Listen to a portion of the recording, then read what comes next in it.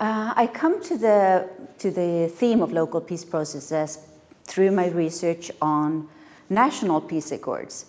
Because what we found was that internationally sponsored or promoted and nationally negotiated peace accords, they rarely address local conflict dynamics and rarely are local actors engaged in the politics that shape these peace accords.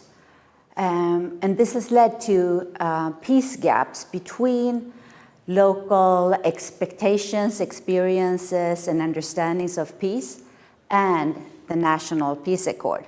So in a sense, the national peace accord doesn't materialize in people's everyday. I'm somewhat of an Afghanistan-Pakistan old hand, having worked there for many, many years or perhaps decades. In Afghanistan, there is a rich tradition of local peace processes, really in all stages of the conflict, even at times when the national peace process is sort of dead in the water. In some part of the country, people are finding ways of making peace in their area. So as a PhD student who works on peace processes, I find it very valuable to have this kind of insight. I work on Nepal and Myanmar. Both of them have had series of peace agreements, sequenced very differently. In Nepal, it came after the Comprehensive Peace Accords. In Myanmar, throughout the 90s and between 2011 to 2015, there were very state-level agreements which could be seen as local peace agreements that led to a national-level Comprehensive Peace Accords. As someone who works on foreign policy and how foreign international engagement impacts peace processes, I'd not been able to systematically think about these issues, and I think the workshop has helped me take a step back and look at these processes back again, to look at how they're sequenced and how that impacts their outcomes. I was in the Implementation Commission, which was formed to look and recommend the government for the proper implementation of the agreements, local agreements that were signed with the different groups. So I had opportunity to interact with all the groups, all the actors involved in signing local peace agreements. My experience has mostly, but not only, been as a UN official, including in places like Afghanistan, Somalia, parts of Africa, Middle East. In case of Myanmar, the local peace process is combined with the national peace process. So in our case, that all the issues are started in this national level political dialogue in the different state and region, and then from that result from this national level political dialogue come up with the recommendation to the UN Peace Conference. So finally, all the stakeholders agreed in this UN Peace Conference from this local issue. So we started with a fundamental question: what makes local peace agreements local? Are these the actors that broker these agreements? Is it the locality or the area that they speak for? Is it the temporality or when they're sequenced as a part of a broader process?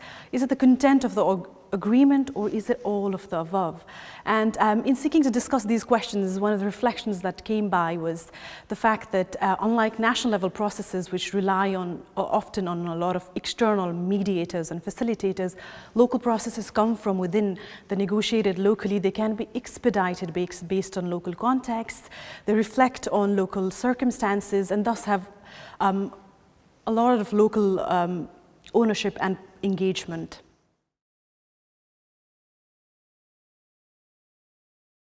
They're important because if they do not work, they risk unraveling much bigger national level agreements. So with the fractured nature of conflicts today, where comprehensive peace accords at the national level are being seen to be very difficult to come by, like cases of Syria and Yemen point out, local peace processes and agreements fill that void, both the practical and the conceptual void, to negotiate issues at the national level and mediate them with everyday realities in the margins. I think they're important for a number of different reasons. But more broadly speaking, I think a focus on local peace processes, it helps us address three very important questions in peace research. First of all, it helps us address the question of where does peace take place, sort of putting a spatial, place-based understanding of peace. Because peace is always emplaced It's not just an abstract idea. So where peace takes place is an important question to try to understand. The second question that it helps us unpack is the quality of peace. How do we understand the quality of peace? And if we take that even further, there is also a distinction about what is qualitatively different with local peace processes in comparison to national peace processes. And that is also something that is quite important to look at. And the third one is that local peace processes has an obvious spatial referent, and that is the global. So the question then becomes, so how do local peace processes interact with global processes or national processes? And that is also quite interesting to look into further. It's really important because once you engage the local actors, they resolve the small things but very important things which are related to the people at the ground actually. Well, I think it's important because it provides, first of all, it's important for the people involved because, I mean, people are getting involved in local peace process because they want to better their lives and protect, themselves, their neighbours, their children from the violence around them. So that's the first importance for it. But secondly, because it provides a forum to address the issues associated with the conflict, to find new ways of working, to build confidence, to give hope to actually revert to trying to address the national level conflict.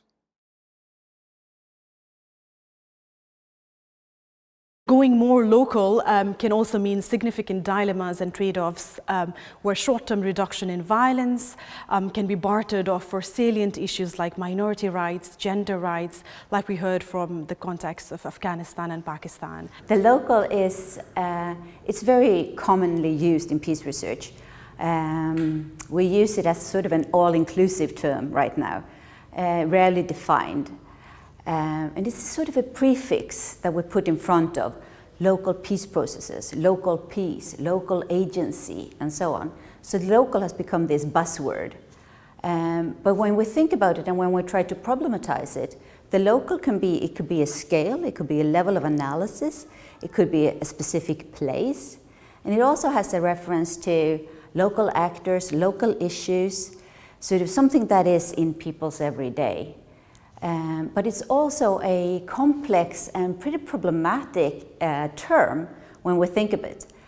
First of all, we tend to think of it as something that gives authenticity to a process. So we give it some kind of, we glorify it in a way, or we romanticize local peace processes. And I think we need to be careful with just giving local peace processes positive connotations.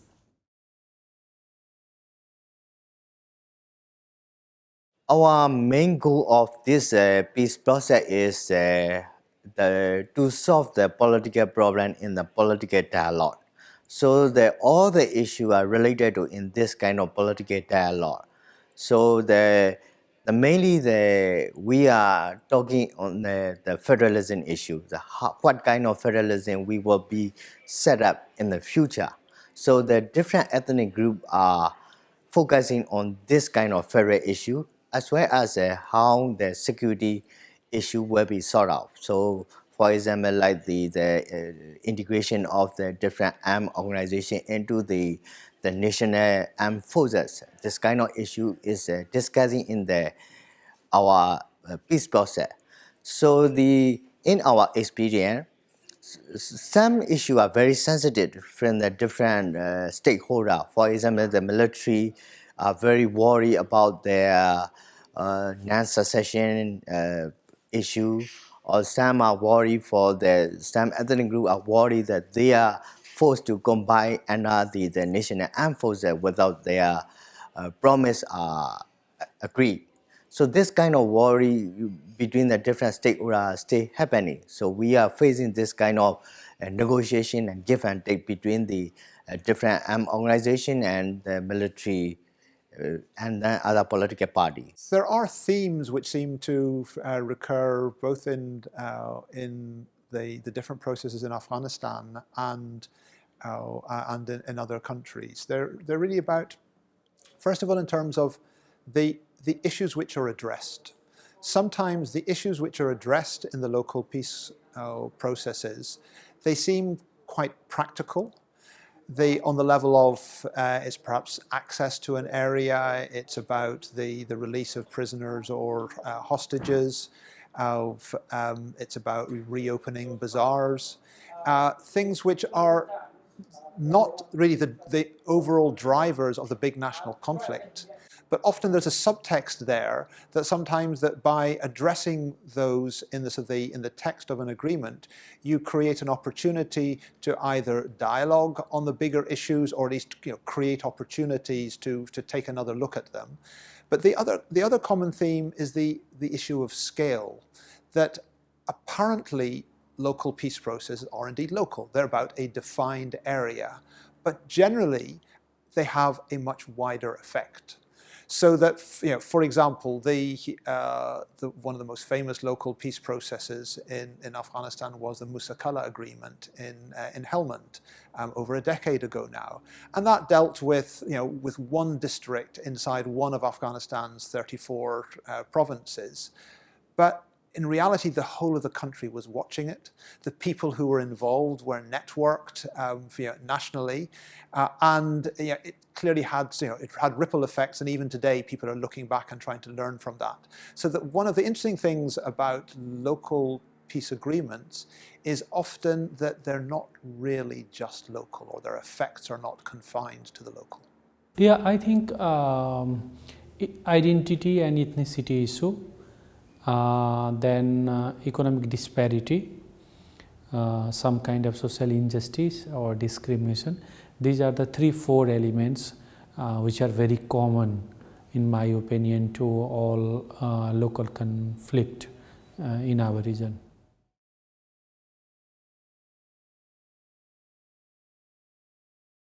Definitely, it has direct impact on national and international peace agreement, peace negotiation basically, because if there is a violence or any type of direct violence at the local level, that could destabilize the national process as well.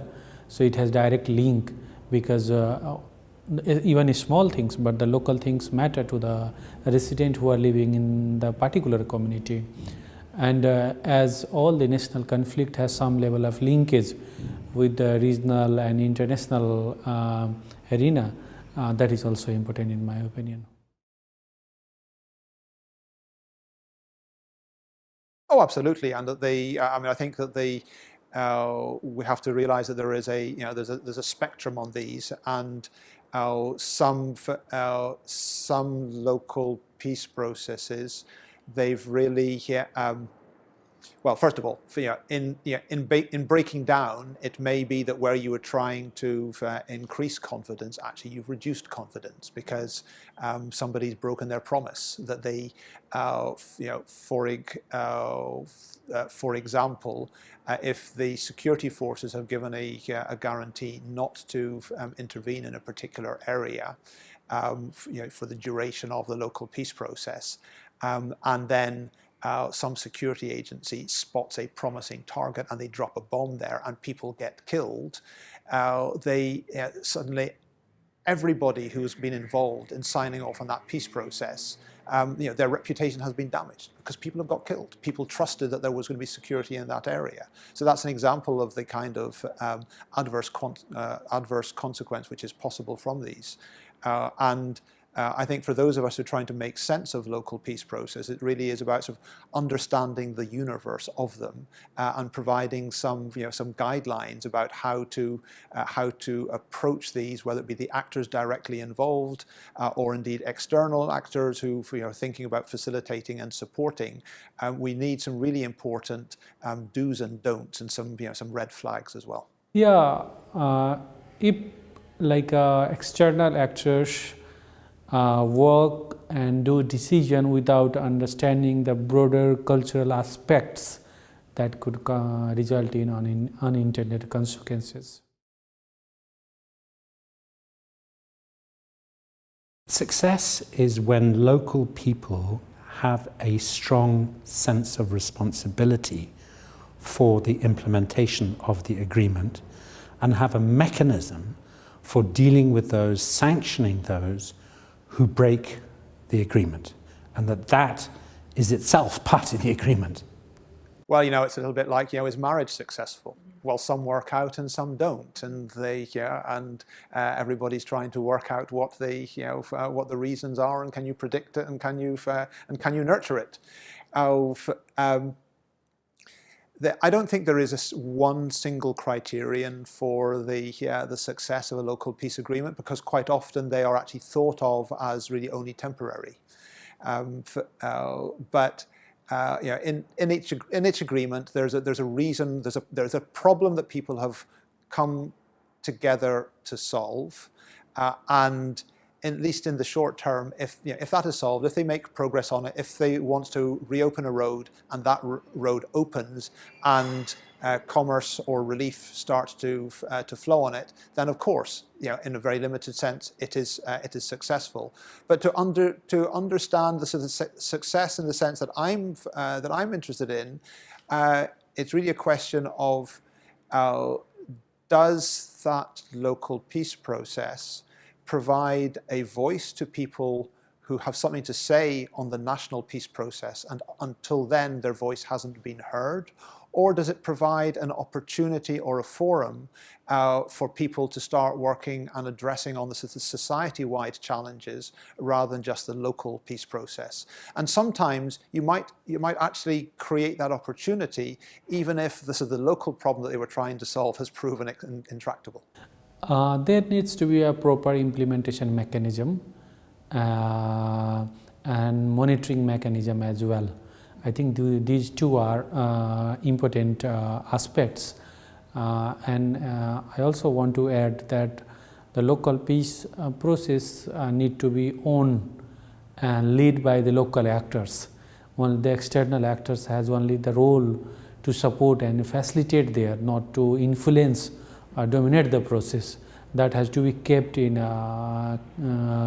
consideration. And one more thing that I would like to add, it's indigenous knowledge and local resources that matters rather than imposing any new ideas from outside and visiting the local areas with the mission of civilization that don't work, in my opinion.